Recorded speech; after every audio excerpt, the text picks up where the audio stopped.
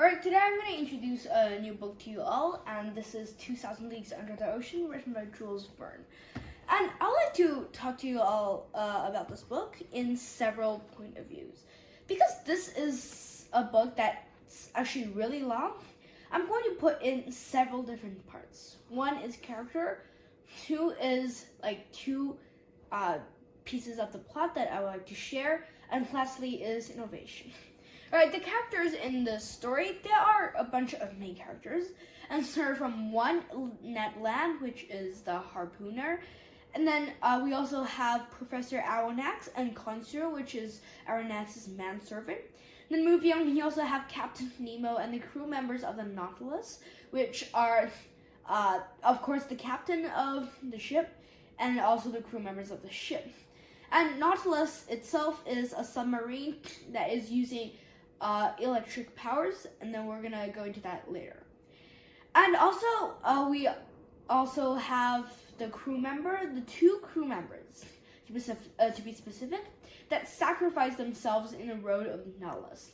One is the crew member that got bashed in the skull and unfortunately died, and the second one is the one eaten up by a devilfish. Right, that's the main characters for this setting. And then let's move on into the first piece of plot I'd like to share. And this is the first time we saw Nautilus. So before we go in, Nautilus is a ship that is sort of like the main voyager in this entire story. It runs on electric power used by the sodium of the ocean and transformed into electricity. It gets air by going up to the surface of the ocean every bit of time to get fresh saltwater air. And this is actually a really good chance for the crew members to also take a look at outside and feel better about themselves. And they also went into a lot of challenges in the voyage, like facing devilfish. And devilfish is literally just a larger version of octopi, or we could also talk about cuttlefish. They're kind of like the same thing. And the first sign of the Nautilus is when we see Abraham Lincoln. It's not the president in this case, but instead in the name of a ship. And then this ship is happening to be chasing down Nautilus because Nautilus is blamed on the mysterious losses of ships on the ocean. And all of these are a boom to the entire society, and people believe that we should be chasing down these bad ships. And so Abraham Lincoln, as a warship, set out to find Nautilus.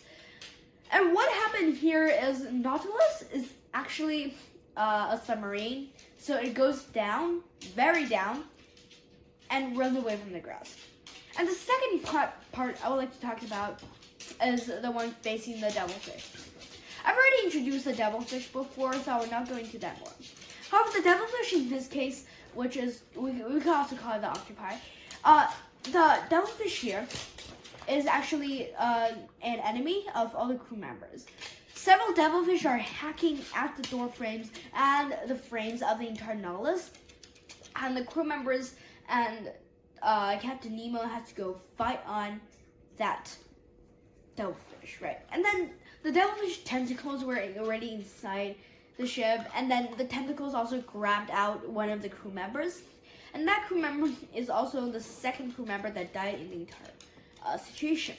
And for a little bit extra, this is sort of a breakthrough, but the ending and the conclusion of this entire text focuses on Maelstrom. And Maelstrom is a biological area in which there's a swirl formed by two islands with one float going in and one float going out in the situation of this. So that forms a little swirl in the middle, and no ship that goes to the edge of this slowly gets swirled in, and no circumstance has any ship escape from that. So Nautilus also did not escape from that, and the reason is because Captain Nemo made himself to drive the ship into that area and to sacrifice this entire ship. However, little did he know, Ned Land, Consular, and Professor Aronnax, they went out of the ship onto a skiff, which is just a ding.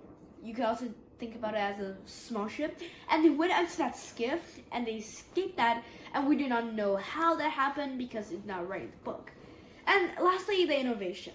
I like to say that this entire book talks about the main adventures of the ocean, and you need studies of biology and marine biology and a lot of other studies in order to completely understand the story.